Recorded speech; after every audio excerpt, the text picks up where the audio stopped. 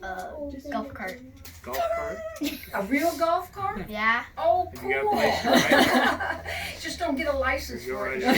right. You'll be fine. Okay.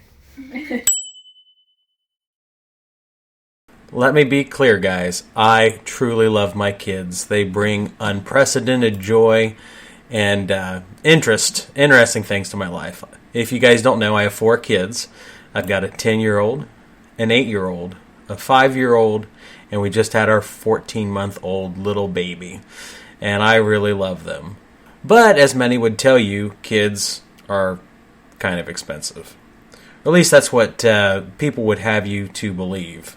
Well, not really. See, the thing is, even though I own all these rental properties and, I have millions of dollars in assets, my wife does a phenomenal job of maintaining our household and keeping the kids not super expensive. And we'll go into this in very big detail on later videos. But since we're in the holiday season and everybody's in the mood of gift giving, this is something I wanted to address before Christmas Day. Like many of you, I could have these kids that want the world, and believe me, they do want the world, but they might end up in a situation where they expect us to give them the world. Over the past few years, I've taken it upon myself to go to my personal Facebook account, and I do a yearly poll, and I've been doing this probably for 4 or 5 years, asking the people that I know in my own life, how much do you spend on Christmas presents for your family or specifically for the kids in your life? Usually these are parents, but sometimes these are grandma and grandpas. And I have had a huge range of numbers given to me. These are the most recent numbers that I have received as a poll. It starts at $100 for their family, all the way up to $4,500 for Christmas presents that year. And the average, I would say, is about $475 on their 2 kids. And this is in rural Ohio with all the people that I know.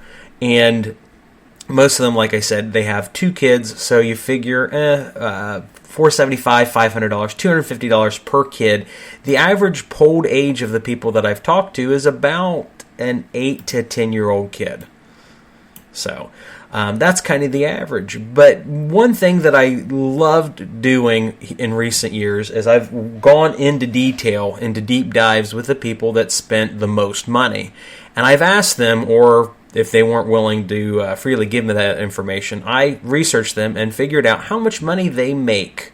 Now, before I pull up this, how much money do you think the people that I deal with on my regular life would be making that spend $1,500, $2,500, $4,500 on their kids for Christmas? Well, the first person on my high list makes $30,000 a year. They spend 5% of their yearly income on their 2 kids, which was interesting to me.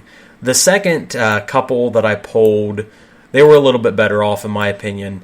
They make $75,000 a year. So they spent 3.3% of their yearly income on their kids, which, okay, 3%, that's not too bad on their yearly income on their kids. But the last one blew me away. They made only $45,000 a year. And on their 2 children, I checked and I asked, how many children do you have? They have 2 children. They spend 10% of their yearly income on their kids. Blew my mind.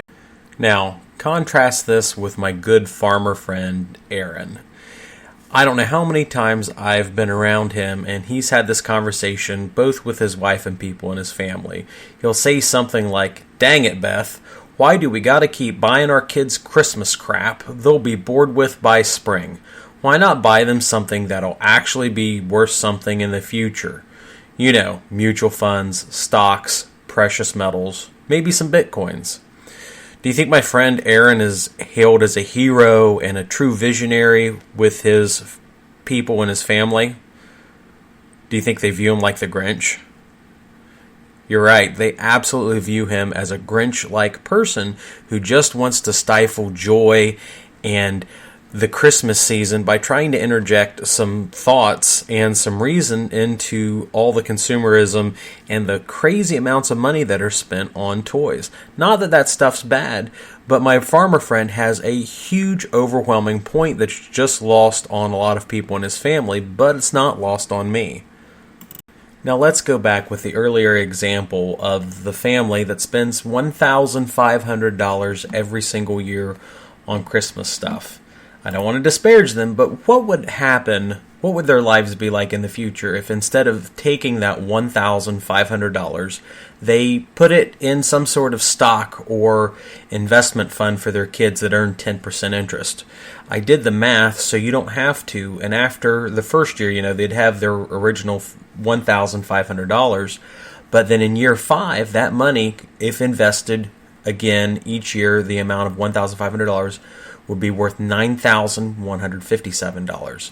After 10 years, it would be worth $23,906. Year 20, it would be worth $85,912. And after 30 years of deferring Christmas presents, it would be worth $246,000.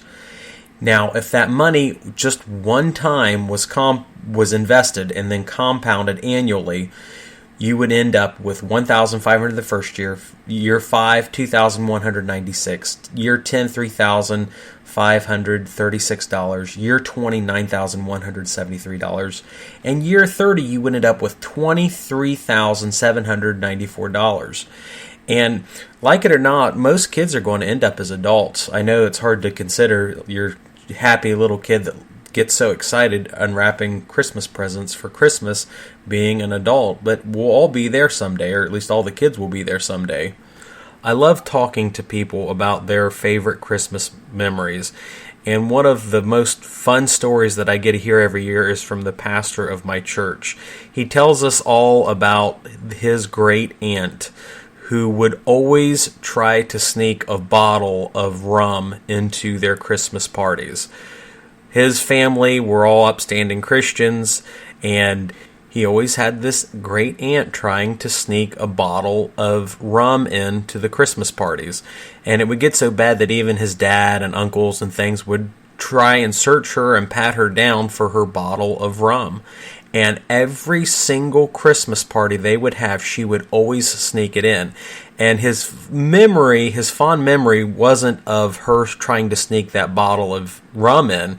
It was the fact that she would always be successful and she would always give the kids rum and Coke for Christmas Eve or Christmas Day or whatever it was. And he says, my fondest memory, I kid you not, is getting to sip Coke and rum from my great aunt. It wasn't the presents, it wasn't the big family shindigs there, because we had fights every so often, but it was actually the fond memory of drinking the rum and Coke that his great aunt would always manage to sneak in, regardless of how hard people would try. And likewise, my fondest thing about Christmas is sitting down and eating food with my family. Back in 97, I remember my dad being real discouraged that he couldn't, quote-unquote, afford a good Christmas for us. Him and Mom, I think, had maxed out all their credit cards at that point, so they couldn't buy everything they wanted to for my brother and I. So his backup plan was to let us go to the local grocery store and pick out foods that we had always wanted to eat, which for us were things like a shrimp ring and I think scallops and things like that.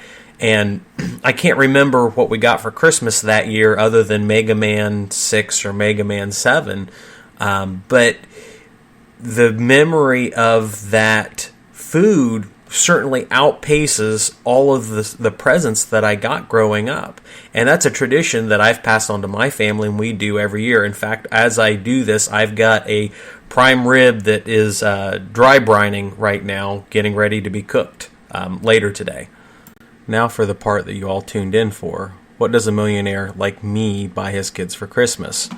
Here's a list of what they wanted, ranging from a pony to a golf cart to American Girl dolls.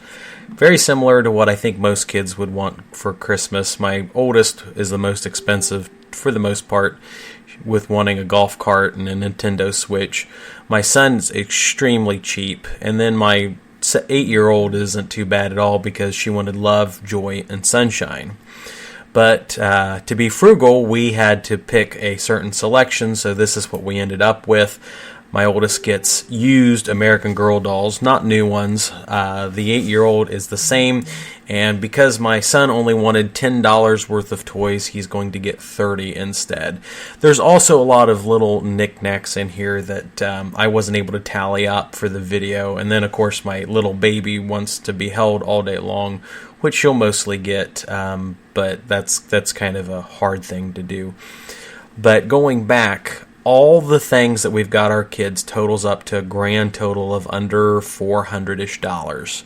So the next time someone tries to beat you into buying a whole bunch of stuff for your kids, just remember Brandon, the real estate guy with 140 rentals, bought his kids less than $400 worth of stuff for Christmas 2019. And guess what? The best part of this whole thing is, it's that I didn't actually spend any money on it because I used Capital One rewards on my credit cards to pay for their gifts. I got over $550 this year in cash back, and I used that to more than pay for Christmas. It's going to be Christmas presents and all the food we want. So I hope this video makes sense and hopes make you feel a little bit better if you can't afford, or if you feel guilty, I guess, about spending a bunch of money on your kids for Christmas, because I know I don't. So thanks for watching. Please like and subscribe if you so desire. I appreciate it. Thank you for watching.